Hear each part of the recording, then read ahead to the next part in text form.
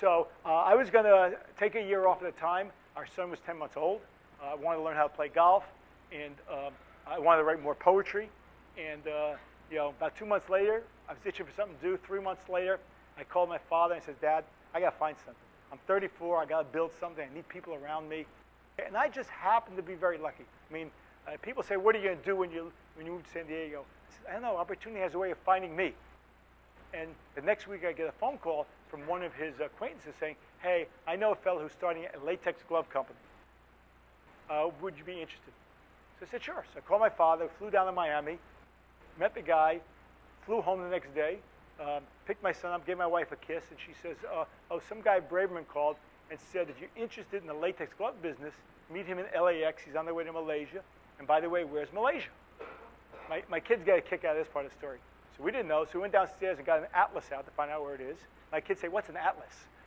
We didn't have the internet at that time. So we found it was in Asia, packed my bags, and went over there for 3 weeks. And I learned something very interesting. Now, I knew from my experience at Coca-Cola that it's very difficult, it's very expensive to try and change behavior. But what had happened in 1987 is the CDC, Center for Disease Control, issued universal precautions. So all healthcare workers coming in contact with bodily fluids needed to start wearing gloves, masks, and gowns.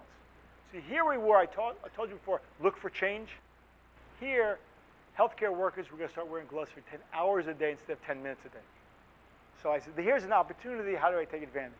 So I went over to Malaysia, what I saw is all of the big manufacturers, J&J, Baxter, Smith & Nephew, they were all making as many gloves as fast as they could to protect the healthcare worker from the AIDS patient.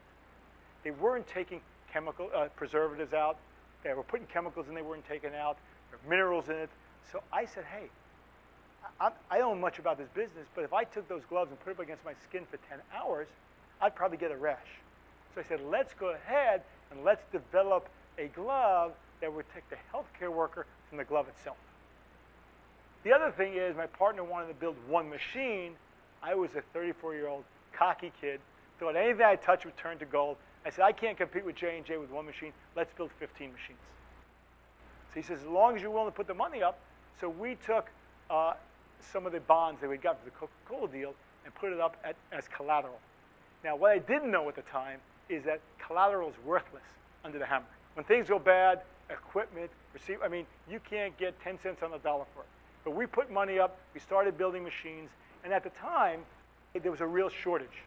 You couldn't get enough gloves. In fact, gloves were selling for 15 cents a piece. We started making gloves in the late '88, and we thought that we had an opportunity to get the US government bid for gloves. So in order to get the bid in January, and we were kind of assured we'd get it, we had to build inventory in the warehouses here. So we started shipping all of our product into warehouses, and we actually had 80 million gloves in the warehouses here. Come January, the US went back to a Made in America provision, and they wouldn't buy anything from Malaysia. So I started with $80 million, no distributors, no salespeople, no customers, and the market collapsed.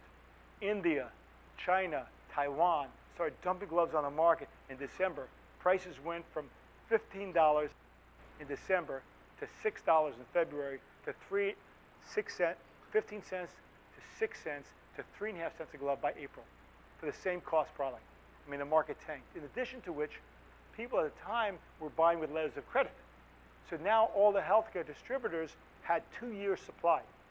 So we really dug a hole for ourselves, but it's something we had to dig out of. What happened is in 1989, I was on a plane with my wife, traveling back to see her family in Las Vegas, and I looked over and she was reading a magazine, and I saw on the top of one of the pages, it said hypoallergenic makeup.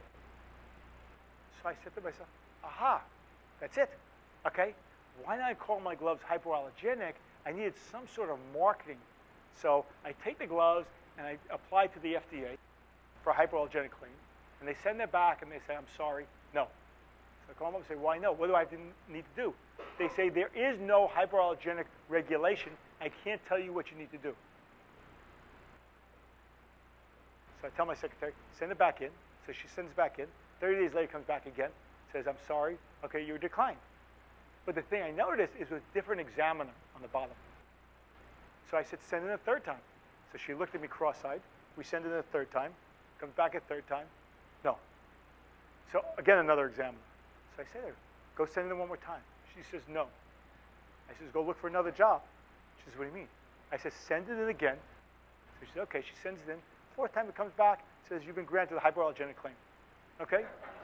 I mean, so, it's our government. But the issue is the persistence. You're talking about persistence, okay? I had this feeling that I needed some way to differentiate my product. So we took that product, and then we went out to our customers.